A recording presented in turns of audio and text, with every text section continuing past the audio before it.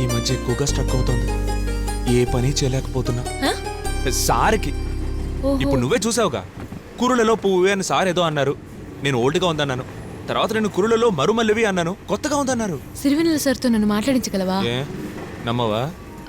అది కాదు, ఆయనకు అందరూ మ్యూజిక్ డైరెక్టర్స్ తెలుసు కదా, అందుకని ఆయన ద్వారా నాకు పాడే ఛాన్స్. ఓ సింగర్ అవ్వాలనుందా నీకు? సింగర్ అయి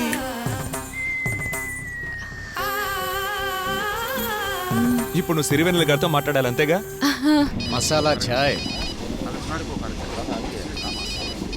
భయ్యా. Sirivennela sir. Priya Priya sir sir sir ఇంకా ఆలోచించలేదు సార్. ఆలోచించి చెప్తాను. ఏ నీకెందుకు శ్రమ, నేను చెప్తానుగా. అప్పుడు ఇంకో పల్లవి కావాలంటున్నారు. కాలం కదులుతున్నట్లేదు. ఏం అవుతున్నాడు? సిరివెన్నెల సార్, మనకి బాగా కావాల్సిన అమ్మాయి సరోజ, బాగా క్లోజ్. తను సింగర్ అవ్వాలంట. మరి నేను ఎప్పుడు కవిన అయ్యేది? సిరివెన్నెల సార్, మీకు ఇళయరాజా గారు, ఏఆర్ రమన్ గారు లాంటి పెద్ద పెద్ద మ్యూజిక్ డైరెక్టర్స్ తెలుసు కదా సార్. అందుకే కొంచెం మనసు పెట్టి హెల్ప్ చేస్తే బాగుంటుంది సార్. జీవితం సార్. బాగా అడుక్కున్నావురా. అర్థమైంది కదా సార్? అర్థమైంది బల్లి. ఇలాగేగా. అంతే సార్, అంతే సార్. తనకు ఫోన్ ఇవ్వు. సిరివెన్నెల సారా? మాట్లాడు. అయ్యో సిరివెన్నెల సార్, నేను సరోజాని. నేను గొప్ప సింగర్ అవ్వాలని నాకు పెద్ద ఆశ. ఆశే కదా, ఎవరైనా ఆశపడొచ్చు. అందుకే నాకు పాడడానికి ఒక ఛాన్స్. బల్లికి ఫ్రెండ్ని కదా అని దానివల్ల అయితే అక్కర్లేదు. నా టాలెంట్ చూసేస్తే చాలు. రెహమాను దగ్గర నుంచి చరవాణి వచ్చినది. ఏం లేదు, ఒక పాటలోని సందేహాన్ని నివృత్తి చెయ్యాలట.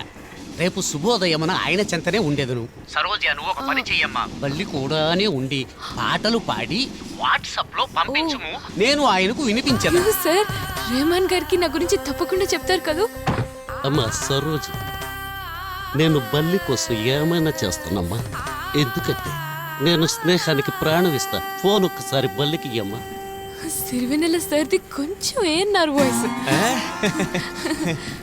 సిరివెన్నెల సార్, విన్నారుగా? ఏఎన్ఆర్ వాయిస్ లో మాట్లాడారంట. చెప్పుతో కొడతాను సార్. సెట్ అయ్యే లోపు చెడగొట్టాలని చూస్తున్నావా? ఉంటాను సార్, ఉంటాను సార్. పంపిస్తాను సార్. అయ్యో, నేను ఇది నమ్మలేకపోతున్నా. ఏ పాట పాడాలి? నేను నమ్మలేకపోతున్నా. మేడంకి చూపివ్వాలి. మేడంకి చూపించేసి 10 నిమిషాల్లో వచ్చేస్తా. వచ్చాక రికార్డ్ చేద్దాం. కర్ణాటిక్ పాడినా వెస్టర్న్ పాడినా. అయ్యో, రెహమాన్ సార్ హిందుస్థానీ ఇష్టం. హిందుస్థానీ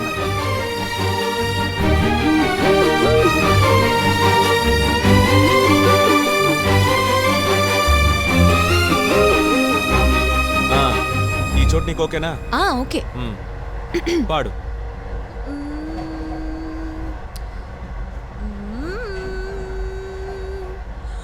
ఊరికే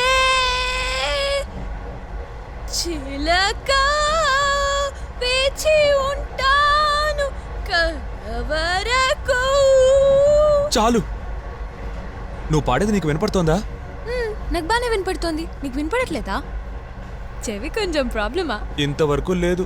ఏయ్, నువ్వు సింగర్వి కాకపోయినా సింగర్ అని అబద్ధం చెప్పి నన్ను మోసం చేసావు కదా. అలా చేయాల్సిన అవసరం నాకేముంది? నేను నిజంగానే బెస్ట్ సింగర్ని. నిజంగా సింగరా? ఏం లేదు, గొంతు కొంచెం గరగరలాడి బాగా జేరొచ్చింది కదా, అందుకే. అది షూటింగ్కి వెళ్ళి మారి మారి నీళ్లు తాగి థ్రోట్ కొంచెం డ్యామేజ్ అయింది. కొంచెం. నా వాయిస్ విని స్కూల్లో అందరూ చిత్ర మేడం వాయిస్ లా ఉందనేవారు. చిన్న చిన్న ప్రైజులు కూడా ఇచ్చారు. మా అమ్మ కూడా అనేది నీ వాయిస్ శ్రేయా ఘోషల్ లాగా ఉందని. కానీ ఇప్పుడు ఇలా తయారైంది. అంటే గొంతు పట్టేయడం వల్లే వాయిస్ ఇలా బ్యాడ్గా ఉండడానికి కారణం అంటావా? నిజంగా నమ్ముతున్నాను. సిరివెన్నెల గారికి రేపటిలోగా పంపించాలి. నువ్వేమో రేపు 2 గంటలే దిగిపోతావు. ఈలోగా నీ గొంతుని సవరించి ఎలా కొంచెం పాడించాలో. పాలల్లో మిరియాల పొడి కలుపుకుని తాగితే. కొంచెం ఏంటి, ఎక్కువే తాగు. అలా తాగితే నా వాయిస్ క్లియర్ అవుతుంది. తర్వాత పాడి రెహమాన్ సార్ కి పంపిస్తాను. ఆయనది విని నాకు ఛాన్స్ ఇస్తారు. అంతే, నేను గ్రేట్ సింగర్ అవుతా. అయ్యావు. వచ్చే సంవత్సరం నీ పాటే ప్రతి సందులో గొంతులో వినపడుతుంది. నీ గొంతు విని చెవి కోసుకొని చస్తారనుకో. ఖచ్చితంగా చేస్తారు. అయ్యో, నేను వచ్చి చాలాసేపు అయింది. మేడం వెతుకుతూ ఉంటారు. నేను వెళ్తాను. పాలు తీసుకొస్తావుగా? నువ్వేం టెన్షన్ పడకు. నేను లంచ్ టైంలో పాలతో వస్తాను.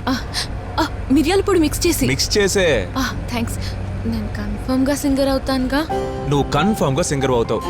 గాన కోకిల చిత్రగారిలో సగం, శ్రేయ ఘోషల్లో మిగతాది.